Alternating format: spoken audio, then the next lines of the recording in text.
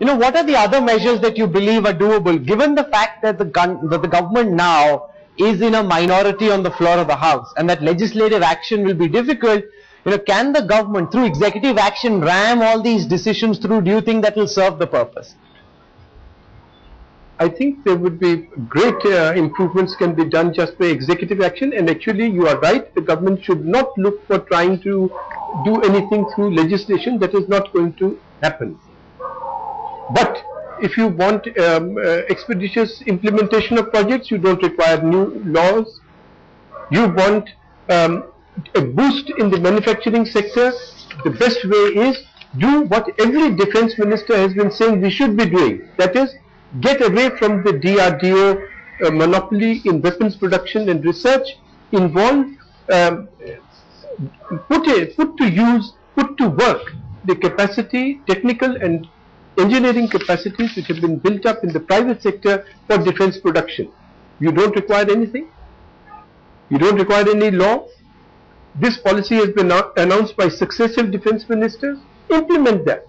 Similarly, with your military background and your close associations with them, that this offset business in defense purchases has been made a farce in India. So actually implement the offset policy for strengthening manufacturing capabilities and for our acquiring higher technologies, then no problem. Now, while you're saying that some of the decisions the Prime Minister has taken recently, Mr. Shaurya, steps in the right direction, we're also seeing senior ministers like the Law Minister Salman Khurshid. He told me on Seedhi Baat that the government wants to bring the Food Security Act. So while there are some bitter pills they want to administer, there is also this 1,19,000 crore rupee burden which will be placed in the economy with no concrete plan for where the government is going to get the money from. I entirely agree with you that those will be completely regressive measures, and the country will have to pay dearly for them, as it is paying for this rural employment guarantee scheme, as it is paying for the subsidies on oil products.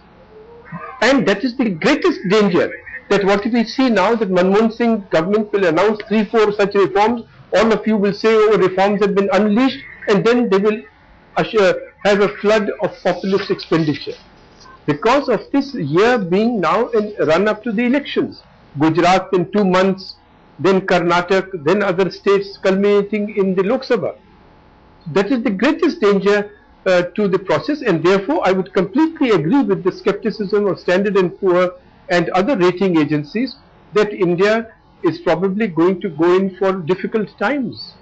But Mr. Shourie, at a time when the economy is going through a tough period, is it not also imperative for the BJP to help the government out where it can, wherever there is an ideological affiliation, wherever the ideologies come together? Because currently it would seem, sir, that the BJP is confused. As someone on the outside, and I understand, I must say this once more, that you're not representing the BJP on this show, but as someone who's been a part of the system, do you not think we're seeing ideological hypocrisy?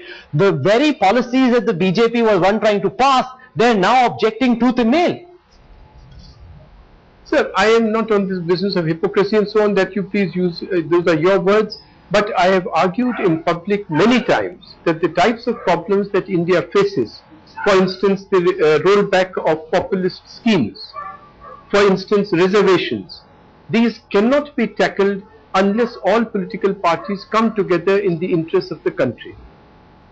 And they give primacy to the functioning of institutions through which these issues have to be resolved. And that unfortunately is not happening, because we saw what happened in the monsoon session of Parliament, and now we are being told by people in the BJP that they've got an encore planned for the winter session. And if they keep making this big ruckus, we really can't get on with the job of running Parliament. Then people will say, let everybody come on the streets, there's no point in having a Parliament. Right, that's exactly what I have said. I agree with you entirely that we are going through the elongated funeral rites of the parliamentary system. I have felt that and written about it for 15 years.